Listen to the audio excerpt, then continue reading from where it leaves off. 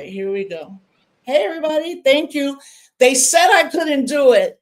I got one more guest after some more, like 16 guests, 10 out. I'm like, it's been a good day. It's been a great day. Okay, I'm gonna get to it. Samora Pinderhughes, dope composer, genius, intellectual fun, abolitionist, and currently, ooh, I need that. I gotta go to the MoMA mixtape. Samora Pinderhughes wants you to experience Donny Hathaway and Roy de Carab, Roy de Caraba. Yeah, in real life, IRL. The 2025 Adobe Creative Residence at MoMA takes a journey through disciplines and hopes you will too in person. Look, fam, I'm gonna say it.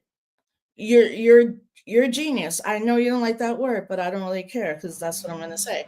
From you, I'll take it because you. Okay, take it. And then known his family. We reconnected at Martha's Vineyard, and then been connected through Blackout for Human Rights. Rest in peace, Mike Ladd. Rest in peace. Uh, Listen, this you're doing at MoMA, but if you could just like do a little intro on who you are, how you got to this work, and then the work that you are doing as an abolitionist against the system of mass incarceration.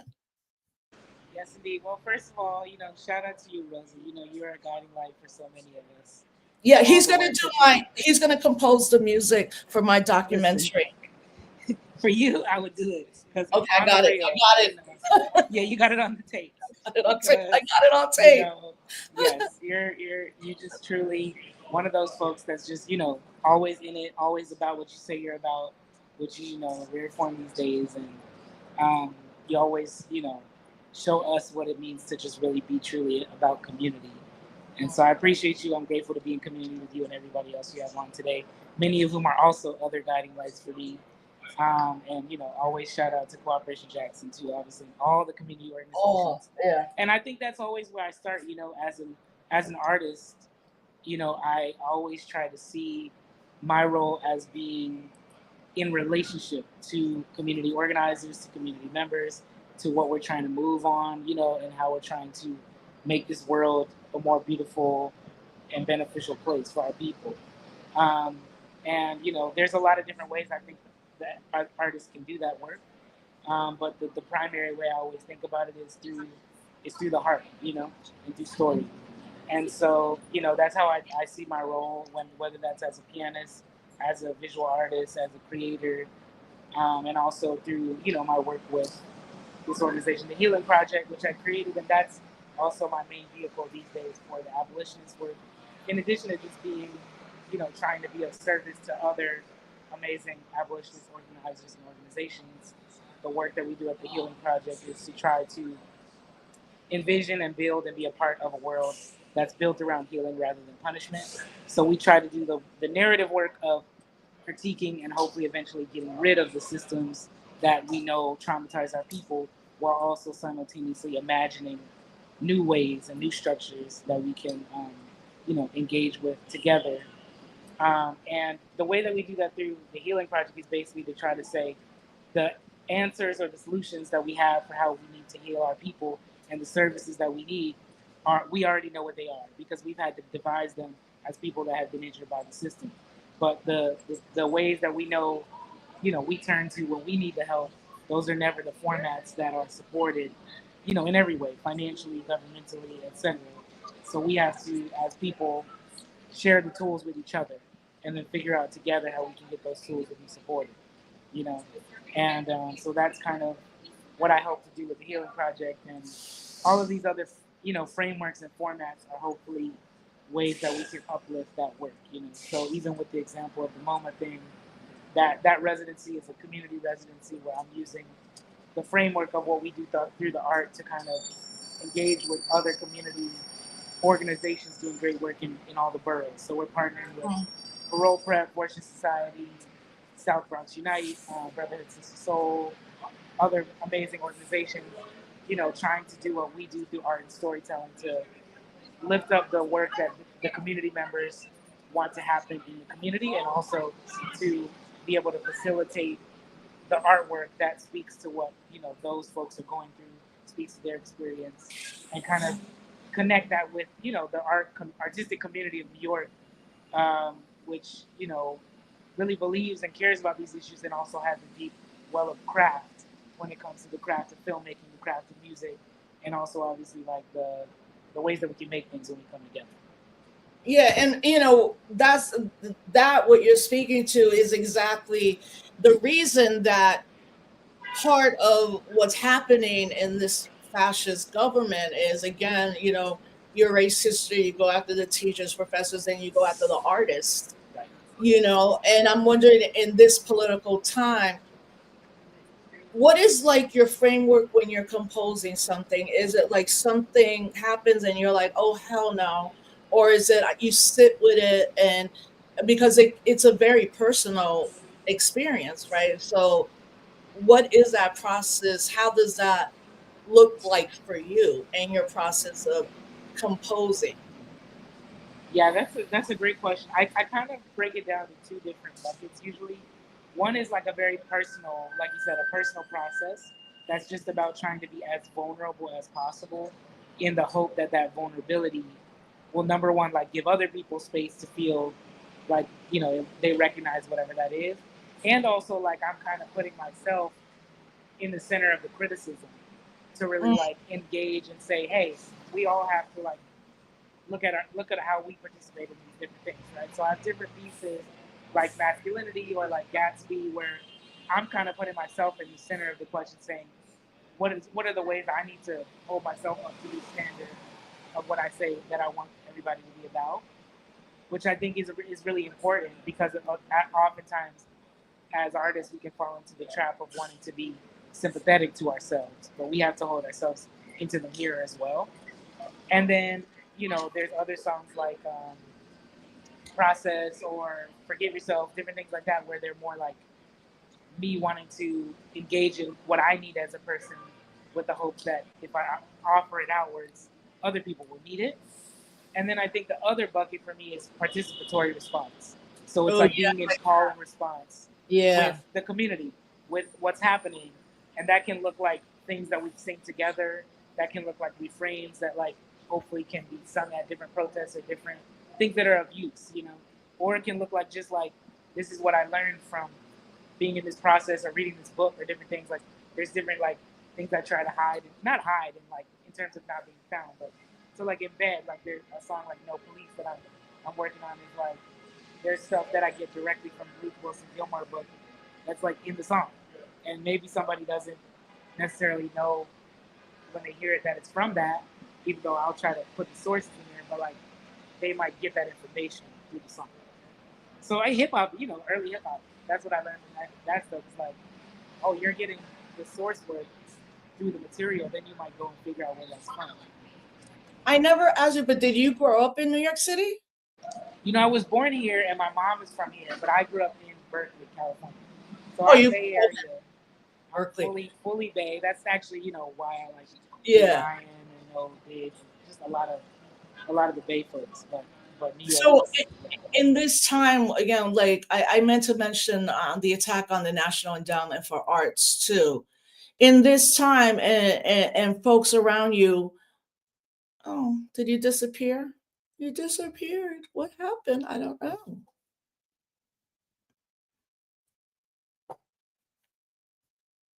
Yeah.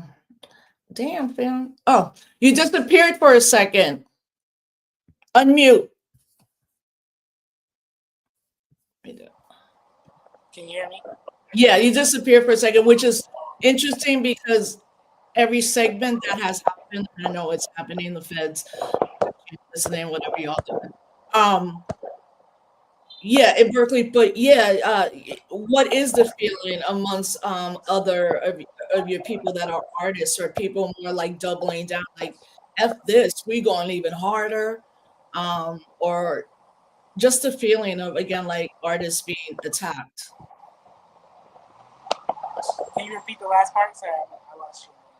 Oh no, what I was saying, other people around you that are artists, do people feel under attack? Are they more like doubling down? Like it's making more artists like even produce more art to It's a good fight this question. Yeah, propaganda and the yeah, yeah, lies. yeah. I mean, I think it's definitely person to person. I think certainly people are feeling a lot of fear, like we all are. But I also think that, or I guess I hope and I observe in certain contexts that people are finding strength in community, as always, but also that like I feel like there can be a lot of strength in solidarity across different, realities in this moment. Like since so many people are under attack, that it's Yeah, like, right. the artists are under attack, the immigrants are under attack, the Palestinians are under attack. So many people, like, including just like literally everybody, just economically too, right? Oh yeah, So, no. and in ways that I think are revealing themselves, even to people who maybe didn't think that they were going to be the ones who were under attack. And I think that obviously provides opportunity. And so, I think some of the biggest challenges involve, number one, us not knowing what's coming next because so Right. many things are new, And and the so tension, fast. and the tension between wanting to like move in immediately in response, but also needing to kind of like read and react and learn how to deal with these new things that are coming at us, um, and how to balance that. And I think the other reality is, I guess maybe this is the hope, but like trying to, I think we need to sometimes devise new ways of supporting each other to speak because we don't necessarily understand how to really deal with another tension, which is the reality that we have to be very public while also understanding the surveillance that we're up against, right? And what the impacts of that surveillance is. So, that's something I definitely struggle with myself in terms of like, I want to be as public as possible, and I also want to make sure that I am conscious of the risks that everyone is taking as they enter into the different spaces with everyone's different realities. Whether that's economically or in terms of ability, disability situations, or or different statuses in terms of legality, whatever, like people are entering with the different realities in this moment of how at risk they are. And Yeah, so I mean, certainly that's I risky. I I do think like if folks are going to go in politically, you have to just be clear on what could happen. And also if you're organizing, you got to have people. You got to be like have people around you. I mean, you got to prepare for anything. Like look, again, I've said this in every segment because one of my previous guests who works within the federal government, the Hill and all that, was telling us that on June 14th, which is this dude's is the president birthday, he's going to have a military parade, right? And the first thing I was like, military parade, that's some dictator. Like, if you've ever seen the overthrow, well, if somebody overthrows the elected government, but if you ever see dictators rising, that's all they do. Like, they just hardcore come with the military. And then she's like, they're like cutting off certain places already in DC so they could. And I was like, okay. I mean, like every day I do wake up knowing what's happening. And then every day I'm like, how are we stopping this? Like, movements are fractured and people are scared, and inflation and the recession and cutting everything, and just the bombardment, the chaos, the ferocity, the speed of it. So I do think that people have to be keenly aware that as artists who choose to talk right anything about the conditions happening are targets as well. And it's not going to be pretty, y'all. I don't know how it's going to go, but it's not going to be good. And we're going to need artists. We're going to need journalists that are underground. So what would you as this is going, what is the work that you're doing now? I mean, I know you got a couple projects, but I don't, I Yeah, guess yeah. that No, you might no. be Well, on the this is future. actually I haven't talked about it. You're getting another exclusive. You're getting all the public promises right because I was Okay, there. I want to know.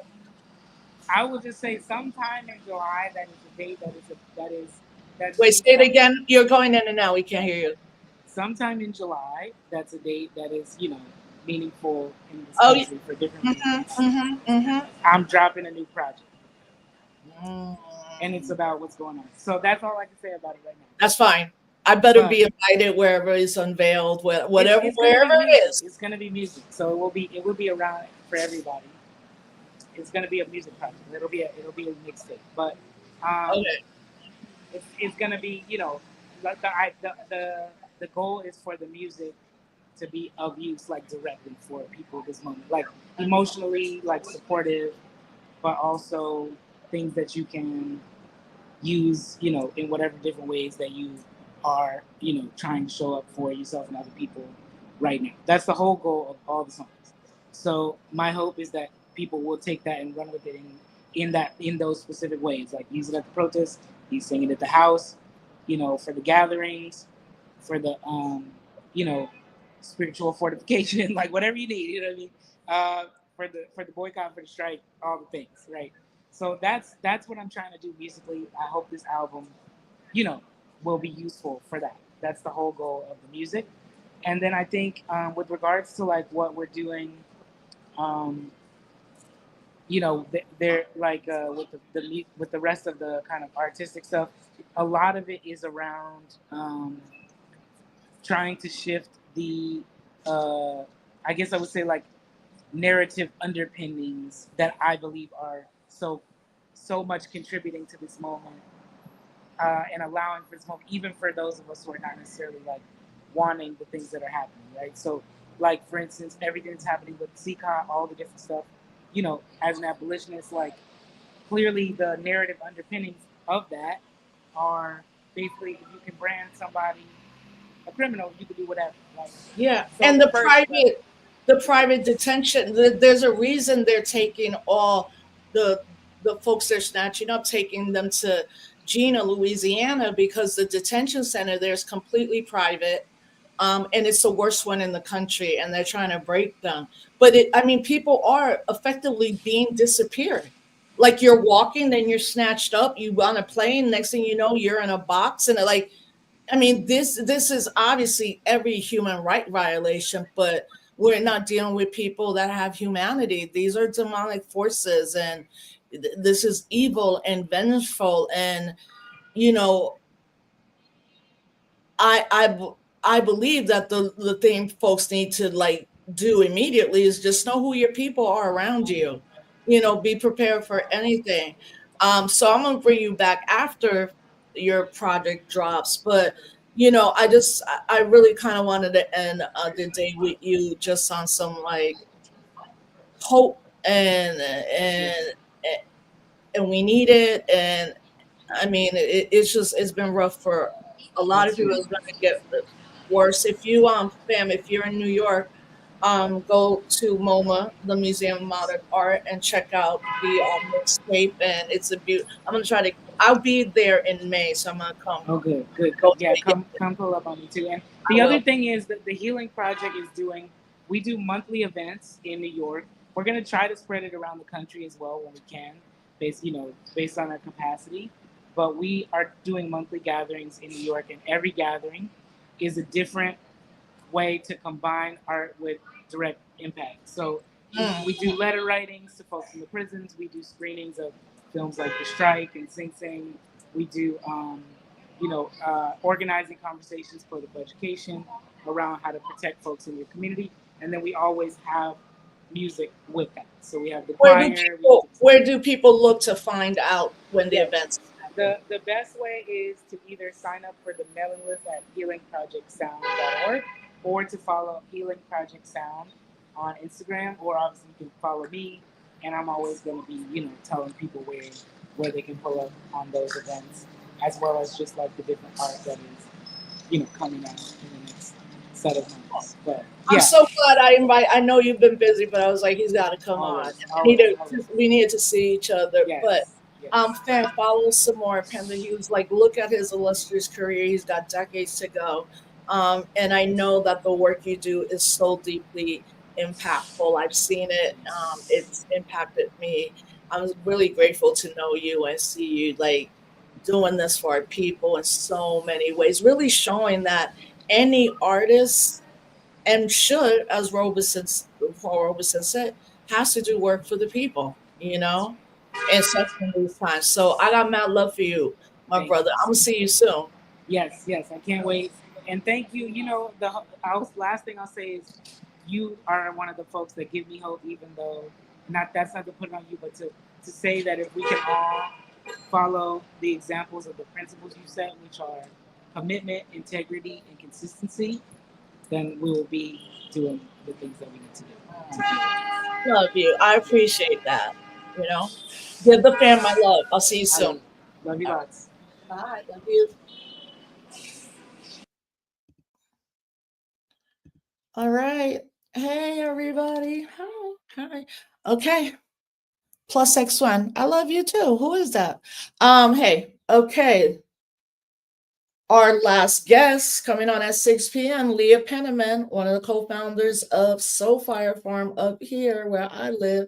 I wanted to close it out on like what it looks to like fully resist and grow your food and have the community. And so please, everybody that's watched, follow all the guests. I hope that you share these interviews, chop them up, mix them up, use them in your teaching lessons, watched them and all of that. I really think I brought a very incredible group of people together because all of them have one thing in common.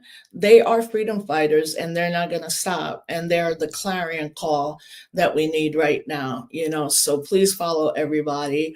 And I'll be back in 5 minutes with Leah Penniman from Soul Fire Farm.